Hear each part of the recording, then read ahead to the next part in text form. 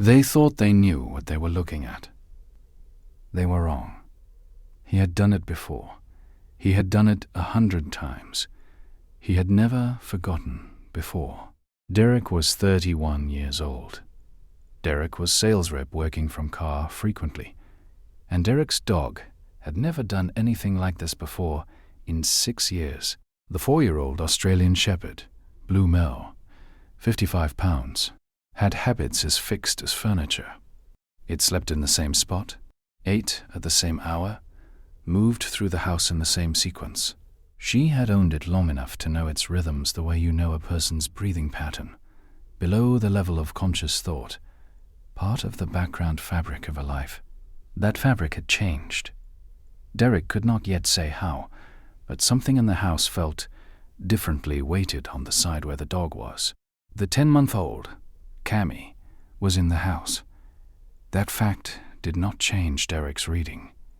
It should have. Anna looked at the dog and said, "Probably just a phase." Derek nodded. Both of them were wrong in the particular way people are wrong when they have already decided.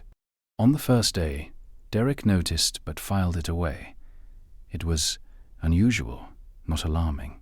The dog had earned the benefit of the doubt over 6 years. On the second day, the behavior returned. More specific. Same location or same body orientation or same object fixation. Derek applied a professional framework. She was sales rep working from car frequently. She had frameworks for this. On the third day, Derek tried to redirect. The dog could not be redirected. On the 5th day, Derek physically separated it from whatever it was fixating on. It returned within 4 minutes. On the 6th day, when Derek kept it in a different room, it began making a sound it had never made before. Not distress, not play, but something older and more deliberate.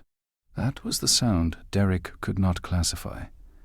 And because she could not classify it, she made a note. That note, written at the bottom of a grocery list and then transferred to her phone, had a timestamp that would later matter. The behavior escalated. Each new day added one layer of intensity. The dog was not asking. It was telling.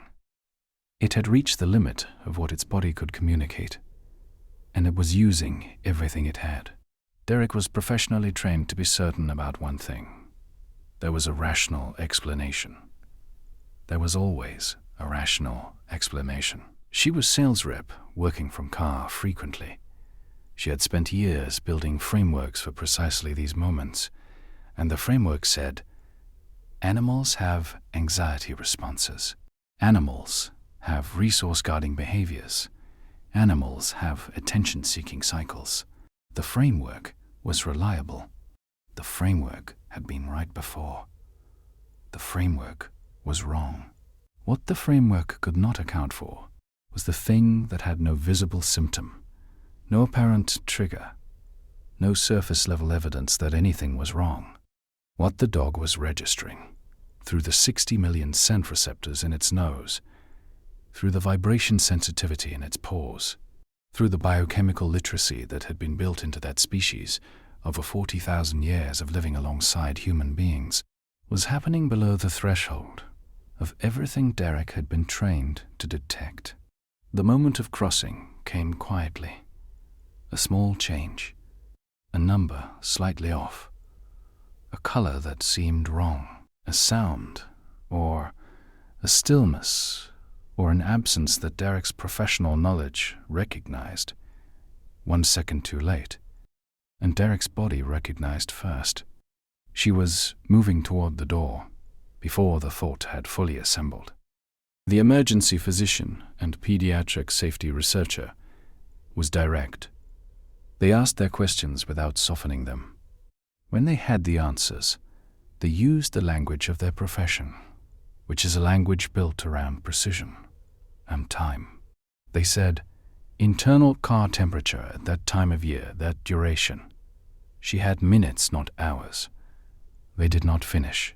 They did not need to. If you stay for stories about what animals sense before we do, you're in the right place. Subscribe so you don't miss the next one. Derek sat with what the emergency physician and pediatric safety researcher had said. She sat with it the way you sit with something that rearranges the furniture inside your certainty. The circling the car. Not excitement. The specific window pull. Target location. She had filtered through the wrong framework all of it. Every signal.